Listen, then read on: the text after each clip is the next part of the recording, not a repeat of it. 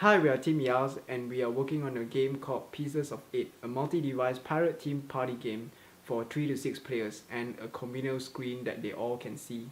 The game will be developed in Unity, so it can be deployed simultaneously in iOS, Android, and PC Mac web browsers. Players are in control of a pirate ship, trying to get as much gold as they can within the time limit.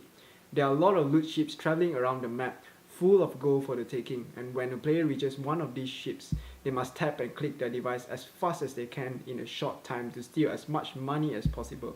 After the loot ships has been plundered, it sinks and disappears.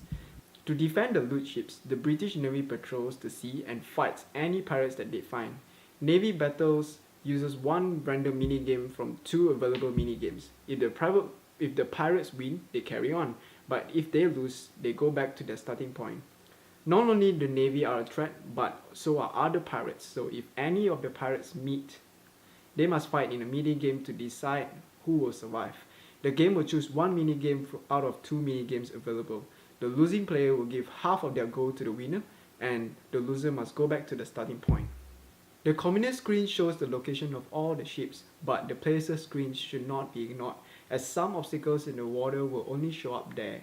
These obstacles like rocks and whirlpools will slow down and stop a player unless they can maneuver around them. At random intervals throughout the game, a red X will mark the spot of the treasure on the communal map.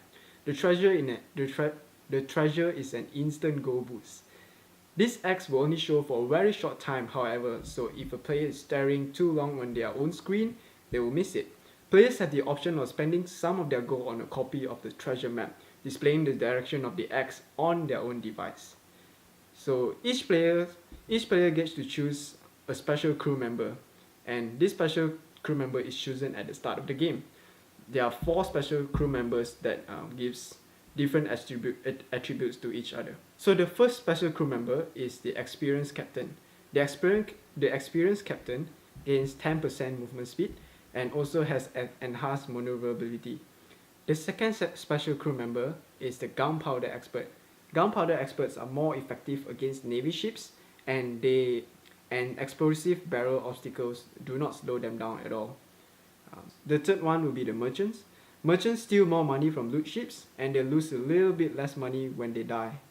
The last one is the privateer. Privateers are not attacked by navy ships. They have a bigger detection radius to other players. As the product is a party game intended for couch gaming, most of the intended experience are related to the social connections between players. Players should be deeply engaged with the game in a social context, connected by a competition and their existing personal connections. The game intends to attract new players with easy to understand rules, controls, and game mechanics.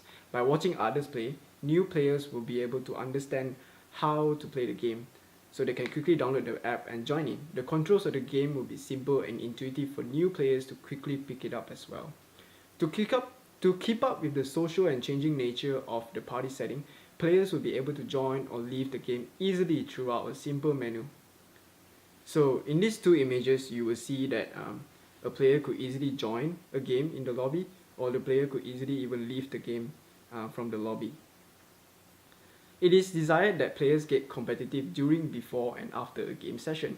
From the moment someone introduces the idea of playing the game too long after they stop playing, this competitive element is intended to remain. Players should be yelling and making physical contact with each other, reacting to things that occur in the game and in the room around them.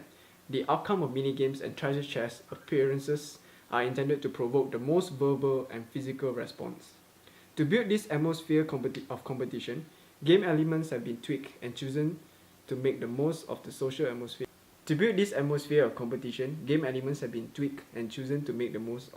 Out of the social atmosphere outside the device screens. Players will be aware of what others are doing in-game from physical clues. In terms of minigames, out of the reasons for a minigame to start, 2 out of 3 reasons result in the player gaining gold. As gold is the commodity that players want, seeing others potentially gaining gold will build tension, particularly if the noticing player has a low amount of gold. Majority of the minigames operate through button mashing, where players need to press the ship on screen as fast as they can. Players will look at the main screen more than their personal devices during the game. From context research carried out, it was found that looking at a common screen created a connection between players based on the common information they were receiving. Looking at an individual device for too long negatively interrupts a player's social experience.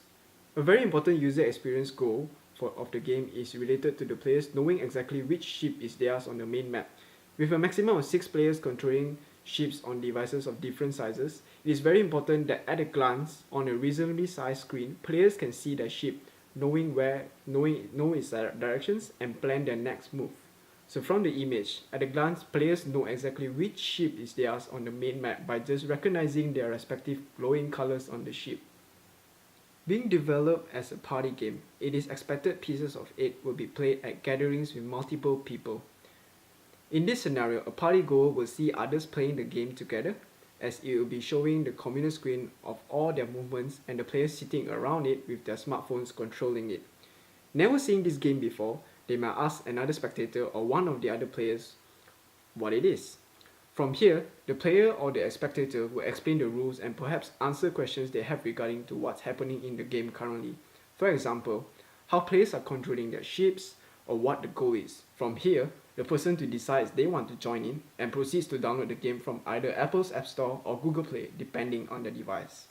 From here, it's a simple matter of asking a player for the lobby name, connecting to the network being used to play, and joining the lobby everyone else is playing in. They will then be ready for play in the next round. At a party similar to the first encounter outlined above, one such fringe case could occur that disrupts play for all.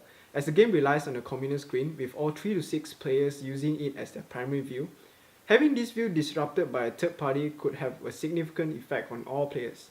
As a rule, the number of devices required to play is always going to be 1 greater than the number of players. As such, if the owner of this extra device needs to leave the party or access the device, play will be disrupted. This disruption will be permanent if said device owner needs to leave and take the device with them. In this situation, however, at the end of the round, a new device can be used to create a lobby, provided it's also on the same network as the previous. Once this new lobby is created, all players can simply connect to this new device and begin a new round. As the project is a game, the methods we will use for evaluating the systems are suited to a game. We will be using task-based evaluations with observation and interviews, as these methods give us the greatest flexibility in terms of specific or general feedback, and gives users the freedom to complete the task in any way that they can. So here's a table where you can refer to our UX evaluation plan that we have come up for the rest of the semester. Feel free to pause the video and have a look at our evaluation plan. Thank you.